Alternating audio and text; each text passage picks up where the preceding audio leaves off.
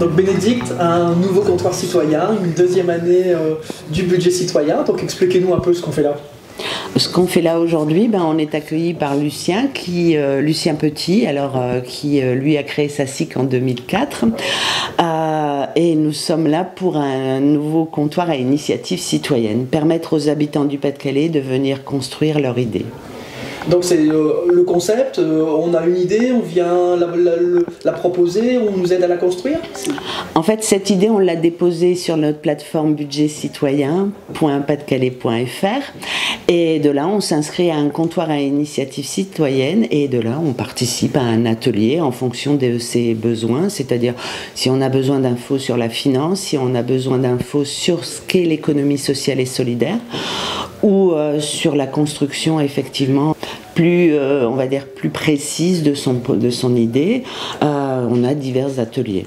Alors qui sont ces personnes? Ça veut dire ce sont des associations, ce sont des habitants qui viennent participer? Alors ce sont tous les habitants du Pas-de-Calais. Alors je suis un peu fière de le dire, mais c'est vrai que ce sont pour tous les habitants du Pas-de-Calais. Donc il peut y avoir des associations qui ont déjà été labellisées, mais qui ont un nouveau projet innovant socialement ou de coopération, toujours avec ces valeurs de l'ESS.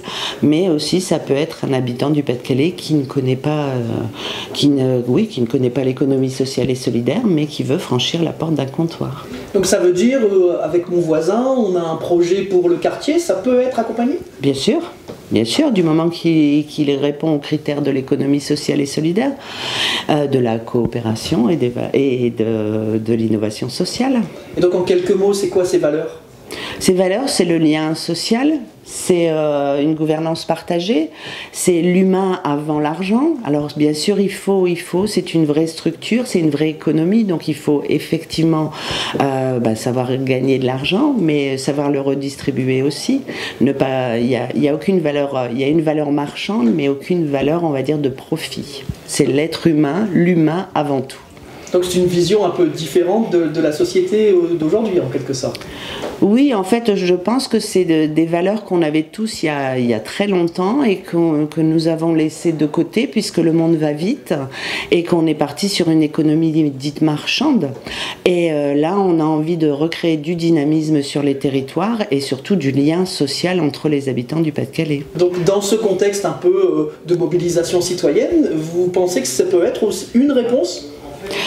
Déjà en 2017 nous étions novateurs puisque nous avions lancé notre premier budget citoyen.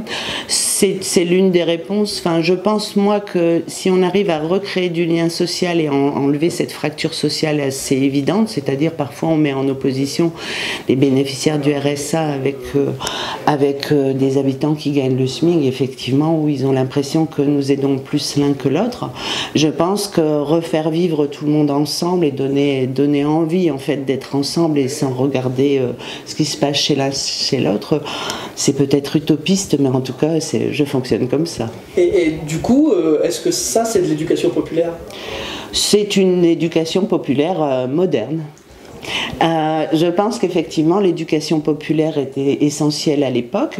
D'ailleurs on n'a rien fait de mieux depuis, je suis désolée, sauf le budget citoyen effectivement où on a modernisé avec nos partenaires, nos structures, parce que ça c'est essentiel, toutes les structures de l'ESS qui ont déjà été labellisées et nos partenaires historiques qui travaillent avec nous, parce que c'est ça aussi le budget citoyen dans le Pas-de-Calais, ça n'est pas qu'un élu avec un service, c'est aussi un président du département, Jean-Claude Leroy, qui est derrière nous, un groupe majoritaire aussi de gauche qui est derrière nous, et puis après tous les habitants du Pas-de-Calais, comme j'aime à dire. Et donc c'est normal pour un département de faire ça? Tous les départements ont ce genre d'initiative? Ah non, nous sommes le seul département, en tout cas des Hauts-de-France, à avoir continué notre politique d'économie sociale et solidaire.